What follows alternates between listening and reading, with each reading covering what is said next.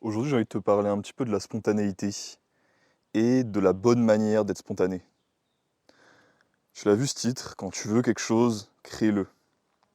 Et il y a une énorme différence avec le truc que tu peux entendre habituellement de quand tu veux quelque chose, prends-le et de le créer.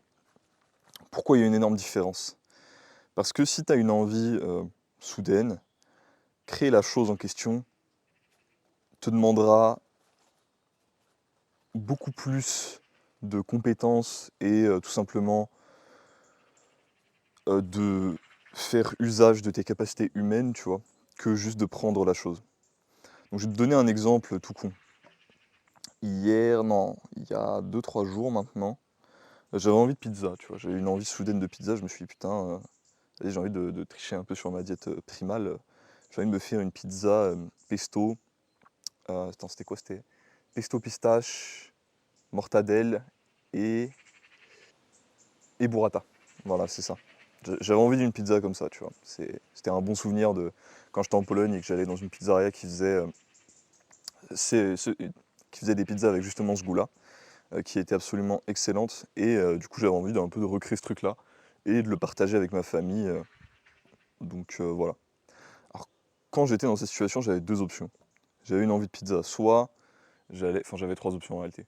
Soit j'allais prendre la pizza aux huiles végétales, le slop, qui peut m'être fourni en allant à Domino's ou en prenant une pizza surgelée, tu vois. Soit j'allais au petit artisan et je dépensais mes sous en échange de son temps pour que lui il fasse la pizza. Soit je faisais la pizza de A à Z, ce que j'avais jamais fait avec ce type-là de pizza, en prenant quelques ingrédients qui me manquaient chez les artisans locaux de qualité. Aussi, l'idée et l'envie de me faire cette pizza m'est venue de manière spontanée par une autre action spontanée. C'était quoi cette action spontanée? J'étais sur le marché, il me semble, et une amie de la famille m'a proposé de passer chez elle pour prendre du basilic. Pour prendre du basilic, pour que je puisse faire, parce qu'on en avait discuté avant, etc., pour que je puisse faire des glaces, parce que j'ai aussi un compte où je fais des glaces d'ailleurs si ça vous intéresse, que je puisse tester de faire des glaces basilic fraise. Je sais que ça peut paraître original comme ça, mais au final le résultat est pas si mal. Alors j'ai mis un peu trop de basilic d'ailleurs. Enfin bon, ça vous verrez le récap sur la chaîne glace d'ailleurs. Pas envie de spoiler ici.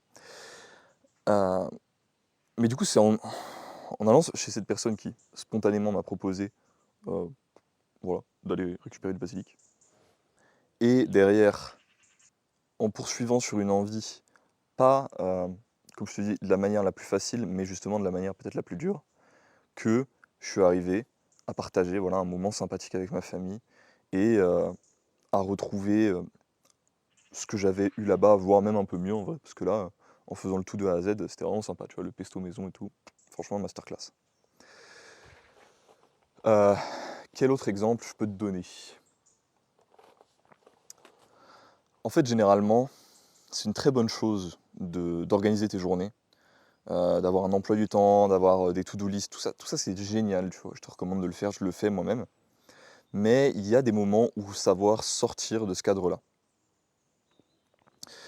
On avait un truc de prévu, en gros un programme de prévu avec mes potes quand ils sont venus quelques jours, mais il y a un moment on a réalisé que ça collait pas, notre programme, avec un autre truc. Et à la dernière minute on s'est dit ok, la rando qu'on devait faire tel jour, on la fait maintenant. Et on fait l'expérience maintenant, tu vois, parce que c'était une expérience assez intéressante pour notamment ce Moputo. Et voilà. Et tous ces moments-là excellents, tu vois, que j'ai eu dans ma vie, la majorité des moments excellents que j'ai eu dans ma vie, ils sont venus du fait d'accepter la spontanéité, tu vois. Même quand tu te dis, ah, je suis un peu fatigué, j'ai un peu la flemme, fais-le, tu vois. Si tu as envie de faire un truc, si tu penses à un truc, fais-le. Euh, un autre exemple que je pourrais te donner, où là, justement, j'ai pas agi sur le fait d'être spontané, où je le regrette un peu, c'est que depuis des semaines, j'ai envie de commencer à apprendre à peindre. Et j'ai du matériel de peinture. Mais à chaque fois, je trouve une excuse parce que j'ai mon entraînement à faire, j'ai telle vidéo à monter, j'ai du boulot à faire sur la ferme, j'ai ceci, j'ai cela, et je le fais pas. Et ce truc-là, je continue à l'avoir en tête et il continue à me casser les couilles. Donc d'ailleurs, quand je vais éteindre cette caméra, alors, je vais d'abord faire des trucs sur la forme qui sont essentiels, mais aujourd'hui, je le ferai. Marquer mes mots. Donc la majorité des meilleures rencontres, des meilleurs événements que j'ai eu dans ma vie, et je pense que c'est le cas pour la majorité des gens que je connaisse, viennent d'un acte de spontanéité. Et il faut savoir accepter ça. Même quand ton envie paraît un petit peu néfaste, et c'est là où il y a un peu de nuance, et où il y a ce que j'appelle justement le fait d'être spontané d'une mauvaise manière et d'une bonne manière. C'est-à-dire de prendre ce que tu as envie et de créer ce que tu as envie.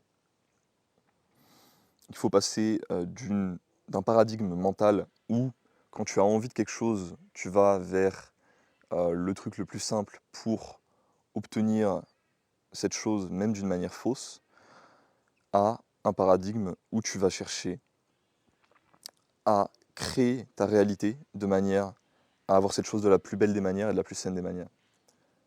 Je vais te donner un exemple concret.